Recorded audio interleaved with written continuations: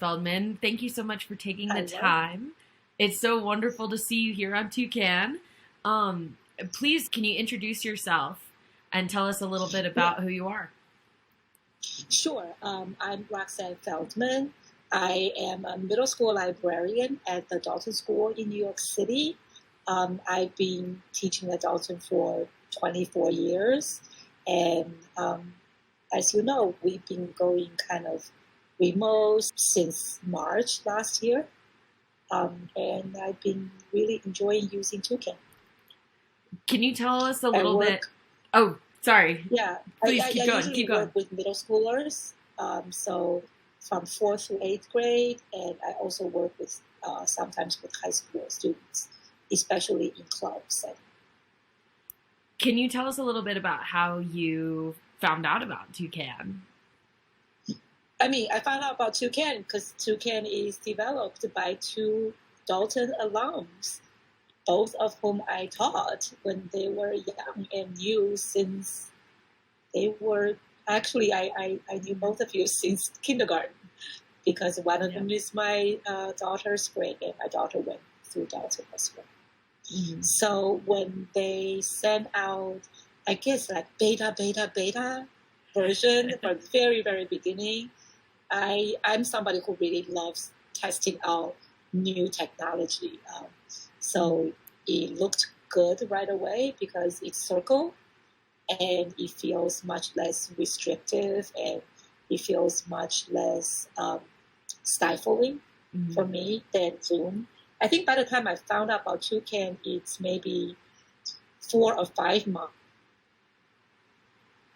into using Zoom, both teaching and meeting and hanging out with people remotely. Mhm. So it felt like a real fresh air when I first encountered Toucan. Can you tell me a little bit about what socializing was like before Toucan and maybe the struggles that you had before you moved everything onto our platform? Yeah, I mean, we still use um, Zoom mostly for schoolwork, right? Because the kids are used to it. Everybody has it on their computer.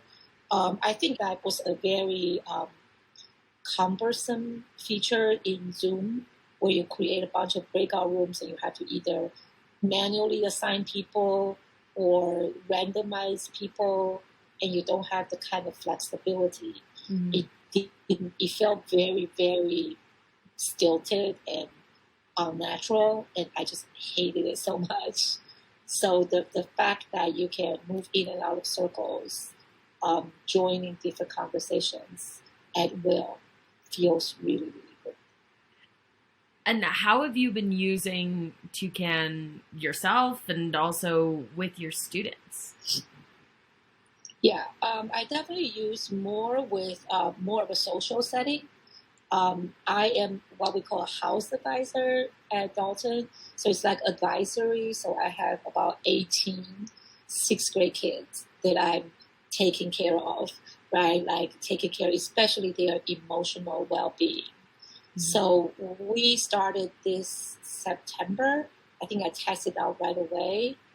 At the beginning, it was slightly glitchy, but very soon they got very used to it.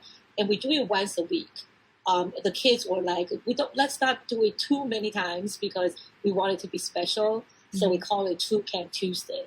So every Tuesday we have 20 minutes in the morning where the kids just come into my Toucan Tuesday space. Sometimes we'll have, 5 kids in one circle, six Mhm. kids in another circle. And sometimes I really like that some of them just want to be alone. They are in their own little circle as Yeah. well. But I have a easy way of just dropping into their circle and say, "How are you doing?"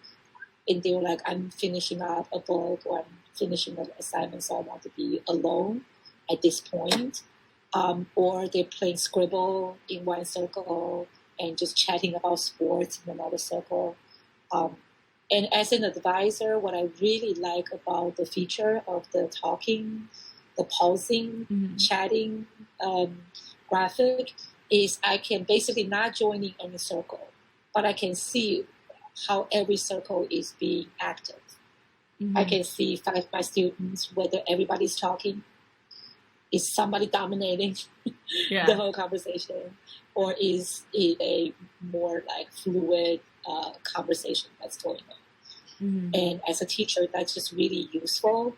And if I see like, oh, why are they all silent in the room, I will drop in and say, hey, what's going on? And checking Mhm. in on them. So that is something that I use frequently, like routinely. But I also conduct a lot of like smaller group meetings because I advise I advise clubs, and a lot of time either the club heads meeting, 3 or 4 people is very useful to just come in here, and I don't have to like open my Zoom room in order for people to come in. I don't have to be the first one to enter the space.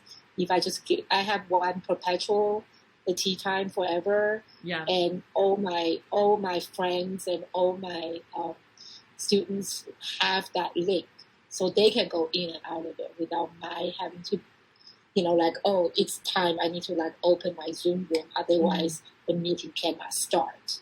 So I can be 5 minutes late, and they can already start doing this. So I really like that. Yeah. And we've used Toucan to play Jeopardy. And it's kind of a very easy way for people to, like, we will project the screen share, the Jeopardy board, it's the online Jeopardy board, and then somebody is basically emceeing with a presenter mode, and people can come and tell us their answers without other people knowing. So it's really good for things that you need to kind of keep private part of the activity. Mm-hmm. Yeah, we also played like communal art project. One of the things we did, we just used, Aggie.io. Do you know Aggie.io? No, I don't. AGGIE.io. Do you want me to please? I can find something. Can you please? So we drew this together. We have like 6 people working on this one project together. So wow, it's basically oh shoot. Let me zoom out. So it's a communal art creation project, like a app online. So you have different layers. So we found that Lord of the Rings at the bottom layer, and everybody took like one part, and you can zoom into just your part, and you drew over it. So we did like a communal project together. But we also, like there's one day we have competition. We have 2 groups of people, and we're giving them projects of Miyazaki films, like recreating a scene or inspired by Miyazaki films. So 2 groups are working on their own, and we can jump in and out and check in on each other's like project. Wow! So that was really fun, and we find that Toucan is better suited for that kind of activity.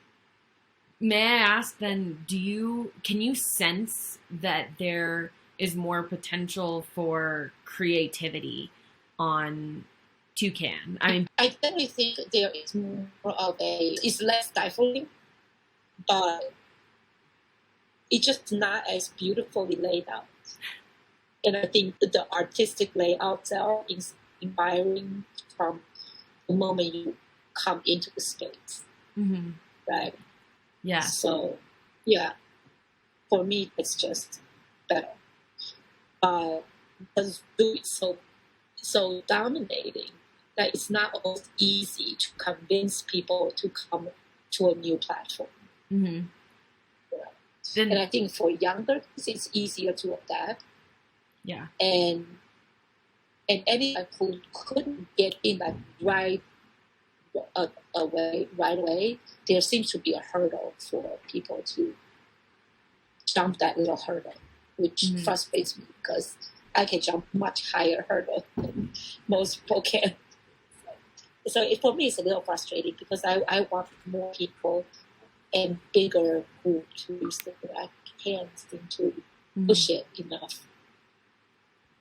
I I appreciate that. I really do. And this is one of the reasons why we are having these conversations with people who use Toucan, who love it, just to spread the word and give some tips and tricks.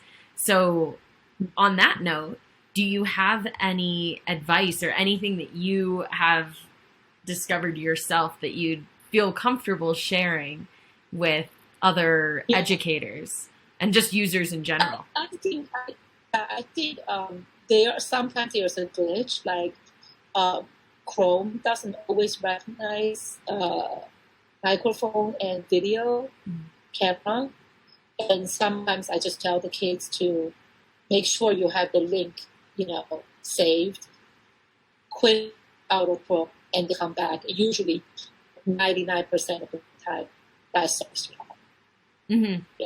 It's kind of like a Chrome, either cookies or whatever issue that, or they be using Chrome and never close their computer. So there's something that I don't know the back end, but I know most of the time if you just quit out of Chrome, reopen Chrome, come back to Toucan, 30 seconds, the issue is solved. And I think that tends to, especially people who are new to it, and if their immediate experience is not 100% smooth, suddenly it's oh, I can't do this. So it's like quick, easy refresh, in and out. Yeah, totally. Yeah. One final question that I have is, have you noticed a difference in, I don't know how to describe this, but the vibe of your students' interactions when they're on Zoom versus on Toucan? What is it? Absolutely. What are the reactions? And just, I'm a young person, but even younger people, I struggle to see their perspective sometimes. So I'd love to hear about what their reactions to the platform have been.